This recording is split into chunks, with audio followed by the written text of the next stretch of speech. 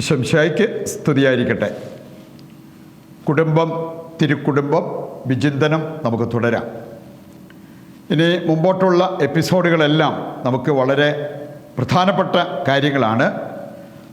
കുടുംബാംഗങ്ങളുടെ ഉത്തരവാദിത്വം, അതുപോലെ തന്നെ കുടുംബത്തെ ശിഥിലമാക്കുന്ന കാര്യങ്ങളെക്കുറിച്ചാണ് ഇനി വരുന്ന എപ്പിസോഡുകളിലൊക്കെ നമ്മൾ ധ്യാനിക്കാൻ പോകുന്നത്. പറയുണ്ട്, ഇത് നഷ്ടമാകാതെ നിങ്ങൾ സ്വീകരിക്കുകയും മറ്റുള്ളവർക്ക് പങ്കുവെച്ചു കൊടുക്കുകയും ചെയ്യുന്നത് നല്ലതാണ്. നമ്മൾ ഇന്ന് നമ്മുടെ ശ്രദ്ധ കേന്ദ്രീകരിക്കുന്നത് മാതാപിതാക്കളുടെ ചില ഉത്തരവാദിത്തങ്ങളെക്കുറിച്ചാണ്.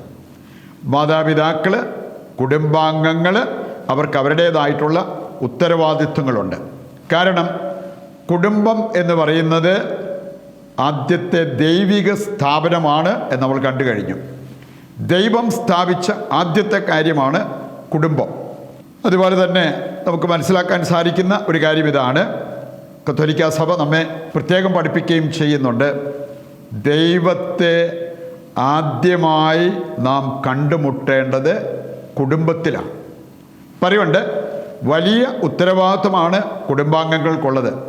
ഈ കുടുംബത്തിൽ ജനിച്ചു വീഴുന്ന മക്കൾ ആദ്യം ദൈവത്തെ കണ്ടുമുട്ടേണ്ടത് കുടുംബത്തിൽ തന്നെയാണ്. അവിടെ കണ്ടുമുട്ടി അവരുടെ ജീവിതത്തിൽ മുന്നോട്ട് പോകുമ്പോൾ സമൂഹത്തിലും സഭയിലും ഒക്കെ അവർക്ക് ദൈവത്തെ കണ്ടുമുട്ടുന്നവരായിട്ട് മാറാൻ പറ്റും. മറ്റൊരു കാര്യം പറഞ്ഞിരിക്കുന്നത്, കുടുംബത്തിൻ്റെ പ്രാധാന്യം വിളിച്ചു പറയുന്ന ഒരു കാര്യമാണ്. ദൈവസ്നേഹത്തിൽ വേരൂന്നി വ്യവസ്ഥകളില്ലാതെ പരസ്പരം സ്നേഹിക്കുന്ന ദമ്പതിമാരിലൂടെ ഉണ്ടാകേണ്ടതാണ് കുടുംബം. അപ്പം അതിന് ദമ്പതിമാർ ദൈവത്തിൽ, ദൈവസ്നേഹത്തിൽ വേരൂന്നണം. അതുപോലെ തന്നെ വ്യവസ്ഥകളില്ലാതെ പരസ്പരം സ്നേഹിക്കണം. അങ്ങനെയുള്ള വ്യക്തികളിൽ നിന്നും ഉരുത്തിരിയേണ്ടതാണ് കുടുംബം.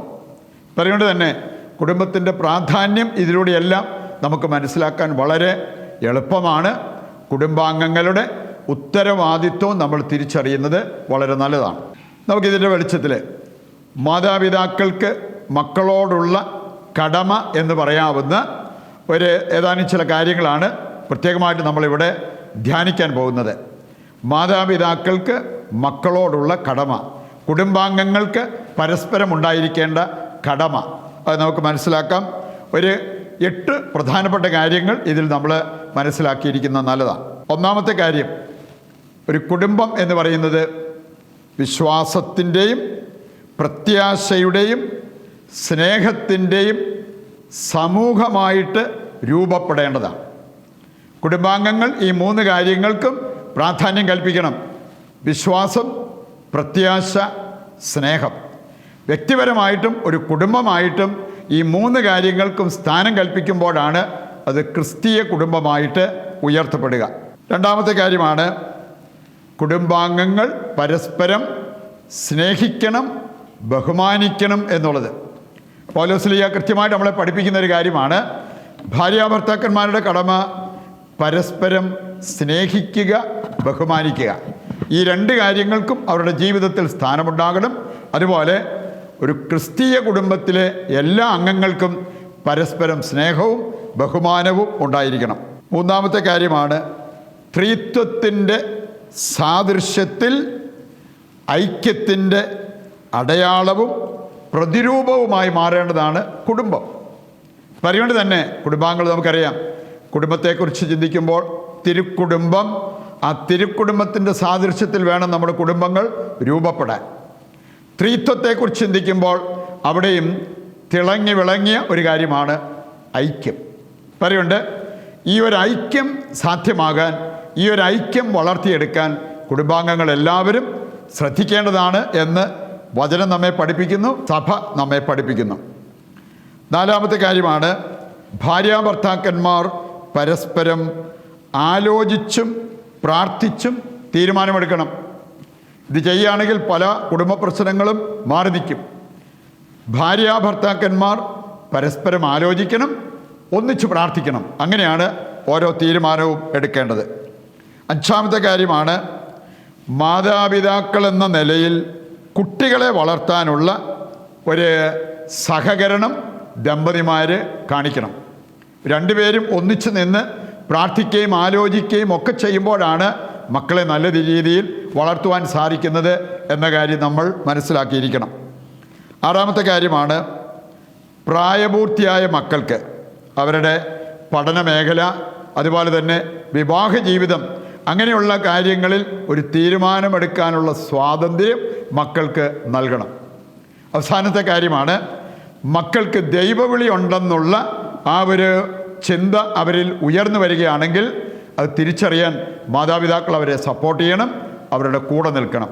പ്രിയപ്പെട്ടവരെ, ഈ 8 ഉത്തരവാദിത്വങ്ങൾ നിറവേറ്റുന്ന കുടുംബാംഗങ്ങളാണ് യഥാർത്ഥ ക്രിസ്തീയ കുടുംബത്തിന് രൂപം നൽകുന്നത് എന്ന കാര്യം മനസ്സിലാക്കിക്കൊണ്ട് നമുക്ക് കുടുംബ പ്രതിഷ്ഠയിലേക്ക് പ്രവേശിക്കാം. ഇന്നൊരു കോമൺ നിയോഗമായിട്ട് നമ്മൾ വയ്ക്കുന്നത്, മാതാപിതാക്കളുടെ പാപം മൂലം വേര് പിടിക്കാത്ത മക്കൾക്ക് വേണ്ടിയാണ് പ്രത്യേകം നമ്മൾ പ്രാർത്ഥിക്കുന്നത്. ഇന്നത്തെ നമ്മുടെ എല്ലാ ആവശ്യങ്ങളും ഇന്നത്തെ പ്രാർത്ഥനാ നിയോഗങ്ങളും യേശുവിൻ്റെ തിരുഹൃദയത്തിൽ പ്രതിഷ്ഠിച്ച് നമുക്കിപ്പോൾ കുടുംബ പ്രതിഷ്ഠയിൽ പങ്കുചേരാം. ഈശോയുടെ തിരുഹൃദയമേ, ഞങ്ങളെയും ഞങ്ങളുടെ കുടുംബത്തെയും ഞങ്ങൾ അങ്ങേക്ക് പ്രതിഷ്ഠിക്കുന്നു. ഞങ്ങളുടെ കുടുംബത്തിൽ അങ്ങ് രാജാവായി വാഴണമേ. അങ്ങയുടെ തിരുരക്തത്താൽ ഞങ്ങളെ മുദ്ര ചെയ്യണമേ. ഞങ്ങളുടെ എല്ലാ ഉദ്യമങ്ങളെയും ആശീർവദിക്കുകയും എല്ലാ വിപത്തുകളിൽ നിന്നും ഞങ്ങളെ സംരക്ഷിക്കുകയും ചെയ്യണമേ. ഞങ്ങളുടെ പാപങ്ങൾ ക്ഷമിക്കുകയും മേലിൽ പാപം ചെയ്യാതിരിക്കാൻ ഞങ്ങളെ സഹായിക്കുകയും ചെയ്യണമേ. ഞങ്ങളുടെ കുടുംബത്തെ തിരുക്കുടുംബത്തിൻ്റെ സാദൃശ്യത്തിൽ രൂപപ്പെടുത്തണമേ. മറിയത്തിൻ്റെ വിമല ഹൃദയവും മാറി യൗസേപ്പ് പിതാവും ഞങ്ങളുടെ പ്രതിഷ്ഠ അങ്ങേക്ക് സമർപ്പിക്കുകയും ജീവിതകാലം മുഴുവൻ ഇതിൻ്റെ സജീവ സ്മരണ ഞങ്ങളിൽ നിലനിർത്തുകയും ചെയ്യട്ടെ. ഈശോയുടെ തിരുഹൃദയമേ, ഞങ്ങളെ അനുഗ്രഹിക്കണമേ. വിശുദ്ധ മർഗരീത്ത മറിയമേ, ഞങ്ങൾക്ക് വേണ്ടി അപേക്ഷിക്കണമേ. നമുക്കിനി താഴ്ന്ന സ്വരത്തിൽ കർത്താവിനെ സ്തുതിച്ചുകൊണ്ട് ദിവ്യകാരുണ്യത്തിൻ്റെ ആശീർവാദത്തിനായിട്ട് ഒരുങ്ങുകയും ചെയ്യാം. യേശുവേ നന്ദി, യേശുവേ സ്തുതി. Hallelujah, hallelujah. കർത്താവേ, ഞങ്ങളെയും ഞങ്ങളുടെ കുടുംബത്തെയും ലോകമാസകലമുള്ള എല്ലാ കുടുംബങ്ങളെയും അങ്ങയുടെ തിരുഹൃദയത്തിലും പരിശുദ്ധ അമ്മയുടെ വിമല ഹൃദയത്തിലും ഞങ്ങൾ പ്രതിഷ്ഠിക്കുന്നു. ഞങ്ങളെ സംരക്ഷിക്കണമേ, ഞങ്ങളെ പരിപാലിക്കണമേ, ഞങ്ങളെ അനുഗ്രഹിക്കണമേ. യേശുവേ നന്ദി, യേശുവേ സ്തുതി, യേശുവേ സ്തോത്രം.